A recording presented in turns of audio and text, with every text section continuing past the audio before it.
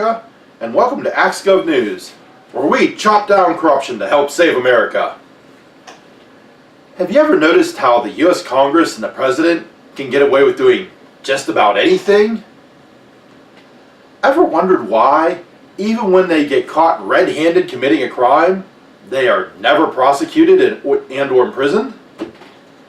The reason that is given by the authorities is that the Constitution prevents them from doing anything about it while these folks are in office.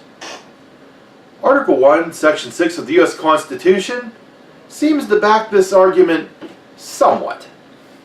They, meaning senators and representatives, shall in all cases, except treason, felony, and breach of the peace, be privileged from arrest during their attendance at the session of their respective houses and in going to and returning from the same. And for speech or debate in either house, they shall not be questioned in any other place. According to this, they do have some immunity, but it only applies while Congress is in session and while on their way to or from Congress for a session, speech, or debate.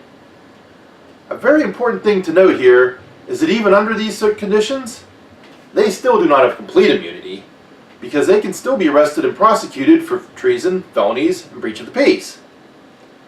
But the huge thing to note here is contained in that last sentence. They shall not be questioned in any other place. That last sentence is the real reason they almost never get prosecuted. Allow me to explain. This means a member of Congress is put on trial, not by the courts, but by their fellow members of Congress, who then decide their guilt or innocence. According to the U.S. Constitution, Article 1, Section 2, the impeachment process begins in the House of Representatives. The House must have a simple majority vote on what is known as articles of impeachment against the accused. And if that vote passes, then according to Article 1, Section 3, the guilt or innocence of the accused is determined not by a public jury, but by the Senate, which can only actually impeach the accused with a 2/3 supermajority vote. The members of the party of the accused almost never vote against one of their own. So in order to have a chance of getting a conviction, the other party has to have control of a majority of the House and a 2/3 supermajority in the Senate at the same time, which is very rarely ever going to be the case. Even if that condition actually existed, since the accused knows exactly who will be on their Senate jury, and that jury is not sequestered, all they have to do is contact and put out a few bribes to a few people to vote their way, which really isn't all that difficult given our corrupt Congress. Oh, and after all of that, if the accused actually is impeached, the extent of their punishment can be no greater than removal from office. Yes, that's right, folks. In the extremely unlikely case that some congressional scumbag actually gets convicted by Congress, the worst punishment they can be given is they end up unemployed. But even that almost never happens. It is worth noting that if they actually lose their job, at that point, they could be put on trial again by the courts as a normal citizen, but once again, that occurrence is very rare. Heck, this system is so worthless that sometimes a congressperson isn't even put through the process at all. Let's take a moment to see just how amazingly well this system currently works. A few years back, Congressman Charlie Rangel, aka the Lion of Harlem, or should I say the Liar of Harlem, was investigated by federal authorities, and a bipartisan congressional panel found him guilty of 11 different ethics violations, including soliciting funds using government-paid staff, using a rent-subsidized residence as his campaign office, and committing tax fraud, which is rather ironic given that he was the head of the Congressional Tax Writing Committee. But he didn't get tried for it. He didn't get arrested. He simply pleaded guilty, and in return, he got to stay in office. Yes, folks, Not only did this guy not even come close to serving jail time, he didn't even lose his job. For his offenses, he was censured. This meant he was removed from the Tax Writing Ways and Means Committee, and then the real horror of censure begins. First, the accused is called in to sit before the entire Congress in the well of Congress by the Leader of the House, who was Nancy Pelosi at that time. Allow me to play the part of Nancy Pelosi here in calling for Charlie Rangel to appear. Will the gentleman from New York, Mr. Rangel, kindly appear in the well? Folks, remember what it was like when you were a kid and did something bad?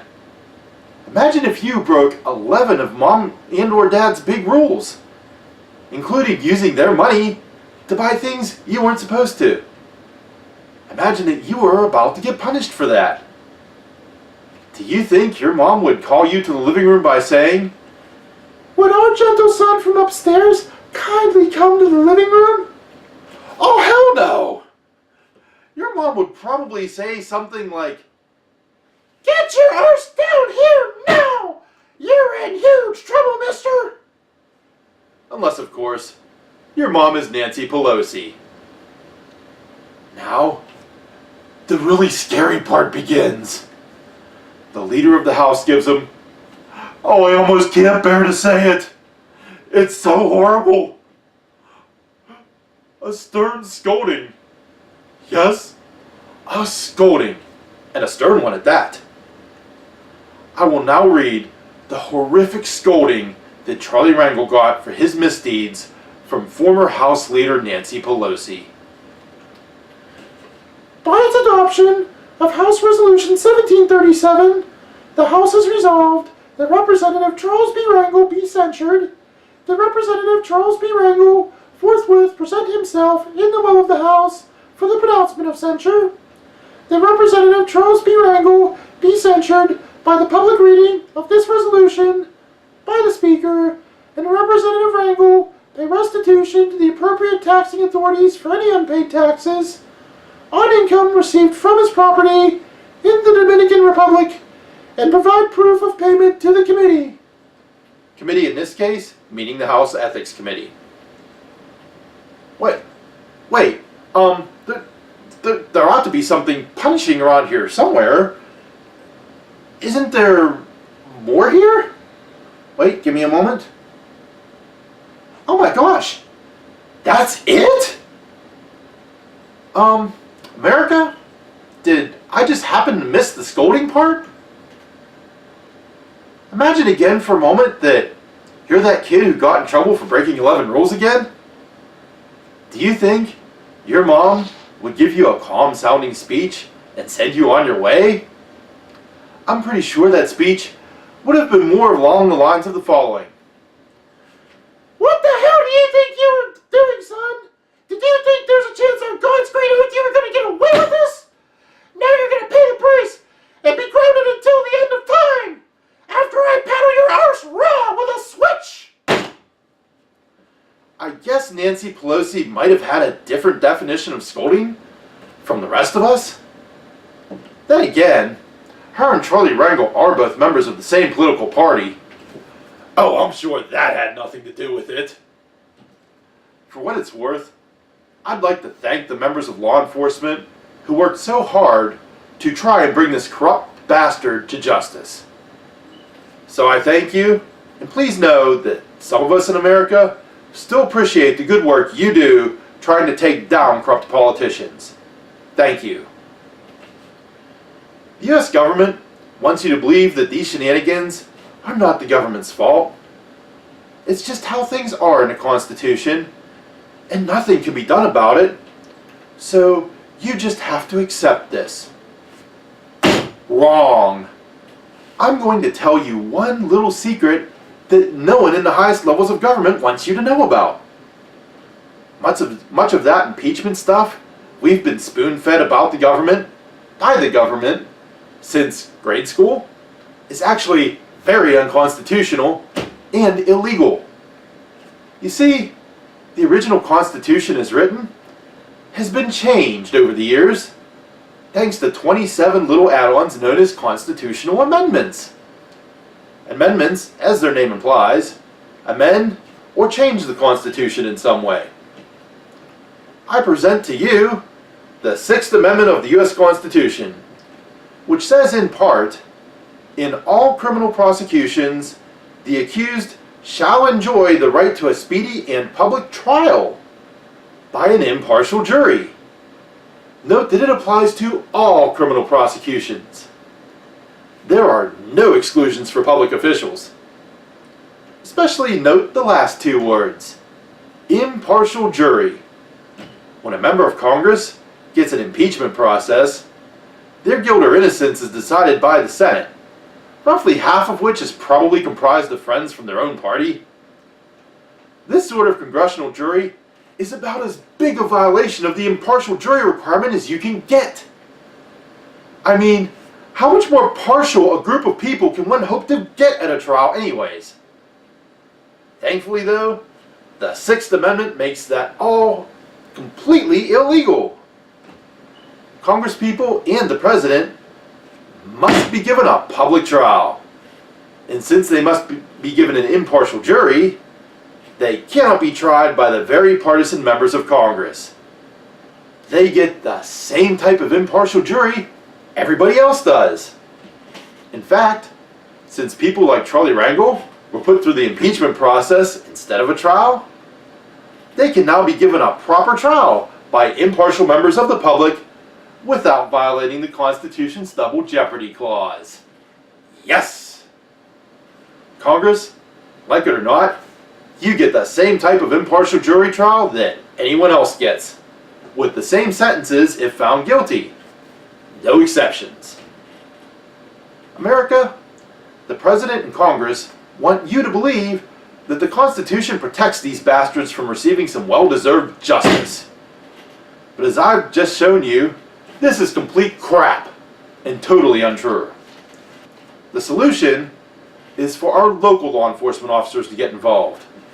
Whenever there is sufficient evidence to prove that someone in Congress or the presidency is guilty of a crime, local law enforcement needs to arrest them and ensure that they are put on trial in front of an impartial jury in line with the Sixth Amendment. No more trial by political buddy bullcrap. If your police are unwilling to do their job and arrest these people whenever they're guilty of something, get your local officials to replace them with ones that will.